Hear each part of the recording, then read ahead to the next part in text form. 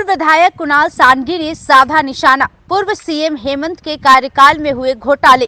रांची के प्रदेश भाजपा कार्यालय में पूर्व विधायक कुणाल सांघी ने प्रेस वार्ता की। उन्होंने झारखंड में चल रहे वर्तमान राजनीतिक घटनाक्रम, पूर्व सीएम हेमंत सोरेन व विनोद सिंह के व्हाट्सएप चैट, जमीन से जुड़े मामले के अलावा जेएसएससी पेपर लीक मामले पर कड़ी प्रतिक्रिया व्यक्त की। साथ ही कहा कि ईडी को हाथ लगे चैट से पता चलता है कि जेपीएससी में भी घोटाले हुए हैं। जमीन के अवैध कारोबार में भी पूर्व सीएम हेमंत सोरेन की संलिप्तता देखी जा रही है। आइए सुनते हैं क्या कहा कुणाल सांघी ने।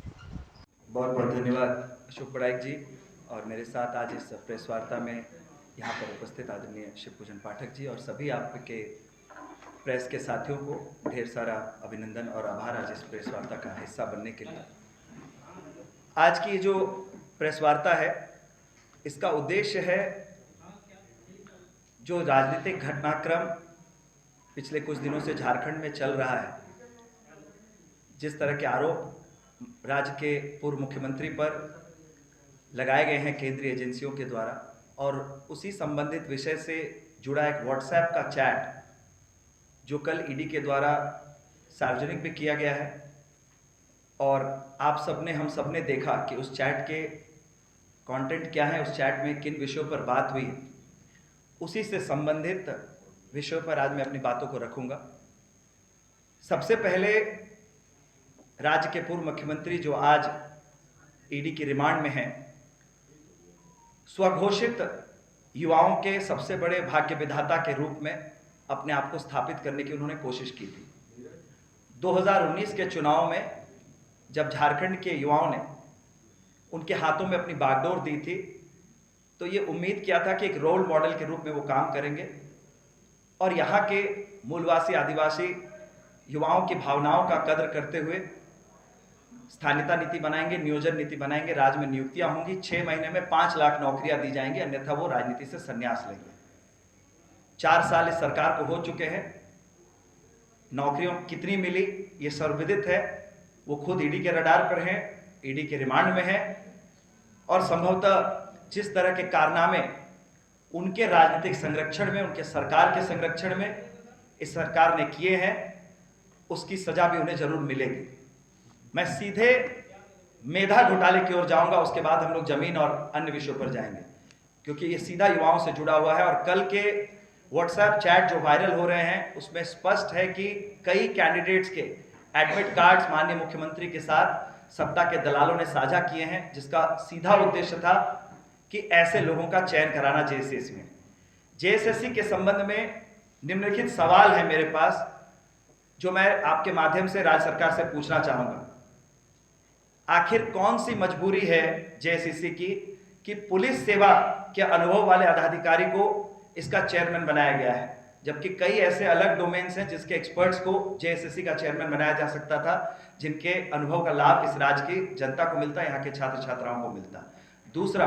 जो केस किए गए हैं, जब पेपर लीक होता है, सालों से अपनी नियुक्ति का इंतजार कर रहे हैं युवाओं में, जब ये भावना आती है कि उनके साथ छल हुआ है, कपट हुआ है, वो जब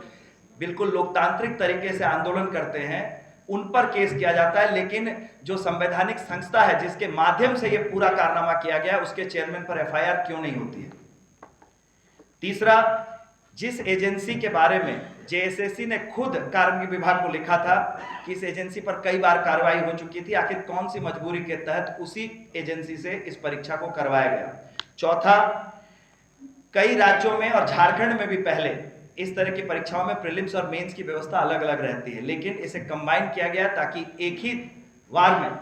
ही बार में जो सुनियोजित तरीके से चंद उम्मीदवारों को चयन करने के उद्देश्य से परीक्षा कराई जा रही थी, उसे एक ही बार में इस कारनामे को अंजाम दिया जा सके। उसके बाद एक बहुत महत्वपूर्ण विषय है, अगर आप क्वालिटी ऑफ क्वेश्चंस को देखें इस परीक्षा में, तो जो प्रश्न थे उनका स्तर, जो चपरासी वर्ग की नौकरी होती है उस वर्ग की नौकरी के स्तर का उनका प्रश्नों का स्तर था, ताकि जब वो लीक हो तो बिना ज्यादा समय गंवाए उनके उत्तरों की व्यवस्था की जा सके और जल्द ही उन उम्मीदवारों के पास उत्तर पहुंच सके ताकि उसको कंप्लीट कर सके उसी समय सीमा के अंदर।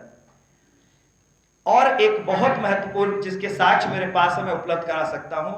जनरल कैटेगरी से ही 80 नंबर लाकर लैब टेक्नीशियन के पद पर उम्मीदवार चयन होता है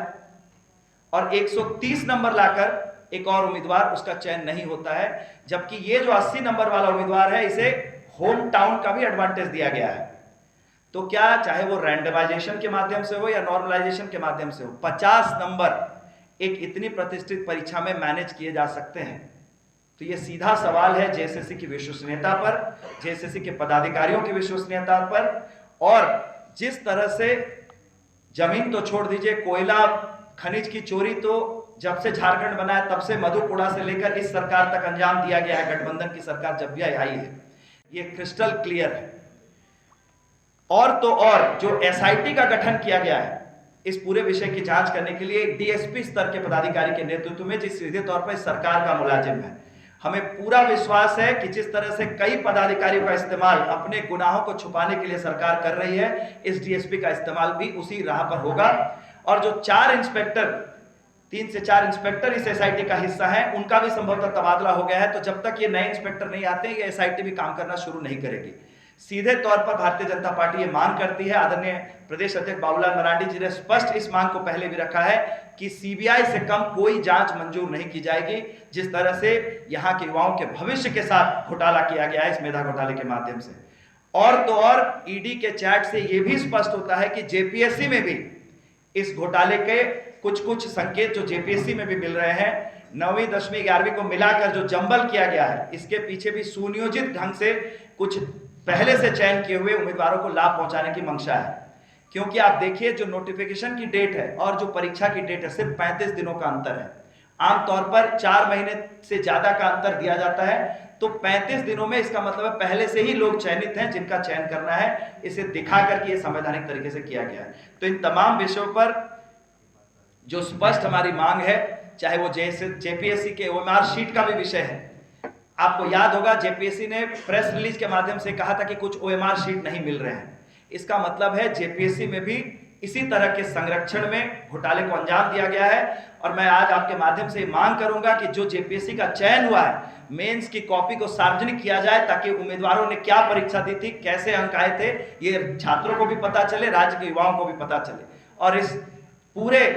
कारनामे के पीछे किन लोगों की साजिश है उनका भी खुलासा हो।